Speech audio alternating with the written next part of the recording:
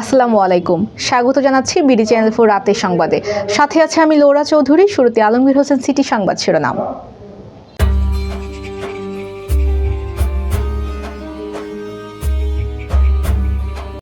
মঙ্গলবার দুটি শপথ গ্রহণ করবেন নতুন এমপিরা।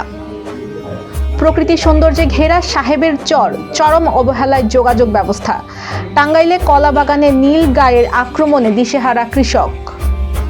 হরমুজ প্রণালীতে ইরানের সামরিক মহড়া শুরু। থাইল্যান্ডকে হারিয়ে সেমিফাইনালে বাংলাদেশ। শুনছিলেন আলমগীর হোসেন সিটি সংবাদ শিরোনাম। এবার সিটিলে বিস্তারিত।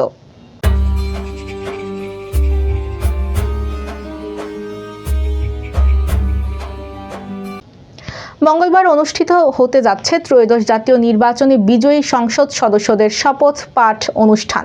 এদিন দুটি শপথ পাঠ করবেন নবনির্বাচিত সংসদ সদস্যরা, একটি সংসদ সদস্য হিসেবে, অপরটি সংবিধান সংস্কার পরিষদের সদস্য হিসেবে।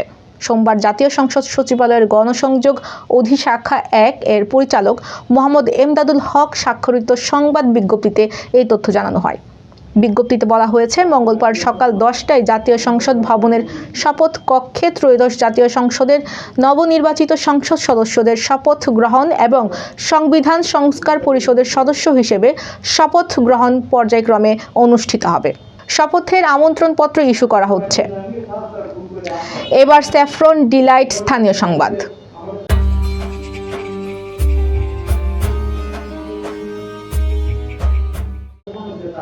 প্রকৃতিগত সৌন্দর্যের এক অনন্য প্রতিচ্ছবি কিশোরগঞ্জ জেলার হোসেনপুর উপজেলার সাহেবের চর গ্রাম। চারিদিকে সবুজের সমারোহ, নদী ঘেরা এই জনপদ যেন প্রকৃতির কোলেই গড়ে ওঠা এক শান্ত গ্রাম। তবে এই সৌন্দর্যের আড়ালে লুকিয়ে আছে চরম ভোগান্তির বাস্তবতা, গ্রামটির রাস্তাঘাটের করুণ অবস্থা। আজ সরেজমিনে দেখা যায় গ্রামটির একমাত্র বেড়িবাঁধ, যা পুরো সাহেবের চর গ্রামকে বন্যার হাত থেকে আগলে রাখে, সেটি এখন চলাচলের অনুপযোগী হয়ে পড়েছে। খানাখন্দে ভরা এই বেড়িবাঁধ দিয়ে ঝুঁকি নিয়ে চলাচল করতে হচ্ছে গ্রামবাসীকে। এছাড়াও সাহেবের চর গ্রাম থেকে আশপাশের গ্রাম ও বাজারের সঙ্গে যোগাযোগের প্রধান সড়কগুলো অবস্থাও নাজুক। ভাটিপাড়া আতিবের বাড়ি থেকে চাইনামোড় পর্যন্ত সড়ক, নয়াপাড়া সৈয়দ মিয়ার বাড়ির সামনে থেকে পিতলগঞ্জ বাজারগামী রাস্তা, ইসহাক চেয়ারম্যানের বাড়ি থেকে নতুন সড়ক, হাজিবাড়ি কালামের বাড়ি থেকে চরহাটি হাড়ি কাজলের বাড়ি পর্যন্ত প্রধান সড়ক সংযোগ সবকটি বড় বড় গর্ত ও ভাঙাচোরা অবস্থায় পড়ে আছে।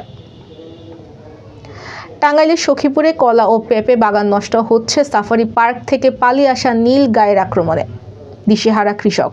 উপজেলা বেতুয়া গ্রামের প্রায় 300 কলা গাছের কলার কাঁদি খেয়ে ফেলার অভিযোগ তুলেছে কলা চাষী জামাল হোসেন। এছাড়া প্রায় 50টি পেঁপে গাছের পেঁপে নষ্ট হয়েছে।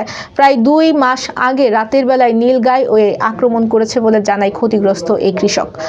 ঘটনার সত্যতা স্বীকার করে এলাকাবাসী জানায়, প্রায় 1 বছর আগে গাজীপুরের সাফারি পার্ক থেকে একটি নীলগাই পালিয়ে এসেছে এই এলাকার শাল গজারির বনে। সরেজমিনে গিয়ে দেখা যায়, উপজেলার বেতুয়া গ্রামের জামাল হোসেনের 3 একর কলা বাগানে ও কলা বাগানের ভেতর পেঁপে বাগানে নীলগায়ের আক্রমণ বেশ কিছু কলা গাছের কলার কাঁদি খেয়ে ফেলেছে, যে কারণে ওই কলার ছড়ি বাজারে বিক্রি করা সম্ভব নয়। বিভিন্নভাবে কলা বাগানটি পাহারা দিয়ে রাখা হচ্ছে, কিন্তু যে কোনো সময় আবার ওই নীলগায় আক্রমণ করতে পারে, এই আতঙ্কে থাকেন ওই কলা ও পেঁপের চাষিরা। এবার জীবনদীপ হেলথ সেন্টার আন্তর্জাতিক খবর।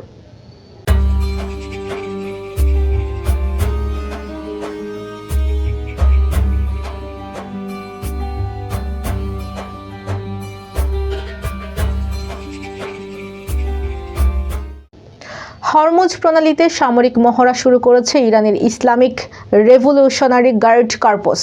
সোমবার ধারাবাহিক সামরিক মহড়া শুরু হয় বলে জানিয়েছেন দেশটির রাষ্ট্রীয় গণমাধ্যম। পারস্য উপসাগরের এই সংকীর্ণ জলপথটি বিশ্ব জ্বালানি বাণিজ্যের জন্য অত্যন্ত গুরুত্বপূর্ণ। রাষ্ট্রীয় টেলিভিশনের খবরে বলা হয়, আইআরসিজির প্রধানের তত্ত্বাবধানে নৌবাহিনীর এসব নিবিড় মহড়া পরিচালনা করছে। সম্প্রতি যুক্তরাষ্ট্র উপসাগরীয় অঞ্চলে বড় আকারের নৌবাহিনীর মোতায়েন করার পরই এই মহড়া শুরু হলো। হরমুজ প্রণালী বিশ্ব তেল পরিবহনের অন্যতম প্রধান রুট হিসেবে পরিচিত, ফলে যেখানে সামরিক তৎপরতা আন্তর্জাতিক অঙ্কন বাড়তি নজর কাটছে। এবার জাপান এডুকেশনাল বিডি খেলার খবর।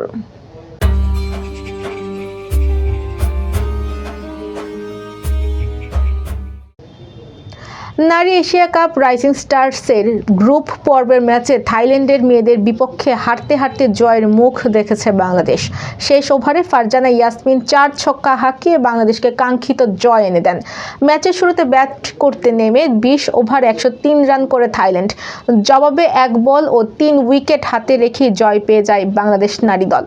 এই জয়ের মাধ্যমে গ্রুপ বি থেকে সবার আগে সেমিফাইনালের টিকিট নিশ্চিত করেছে বাংলাদেশ।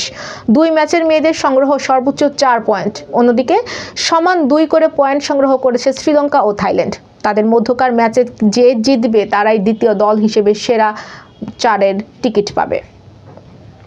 দর্শক, সংবাদ শেষ করার আগে ম্যাপেল ইন্টারন্যাশনাল স্কুল সংবাদ শিরোনামগুলো আরও একবার।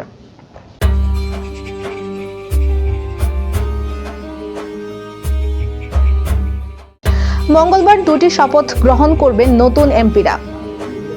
প্রকৃতি সৌন্দর্যে ঘেরা সাহেবের চর, চরম অবহেলায় যোগাযোগ ব্যবস্থা। টাঙ্গাইলে কলা বাগানে নীল গায়ের আক্রমণে দিশেহারা কৃষক।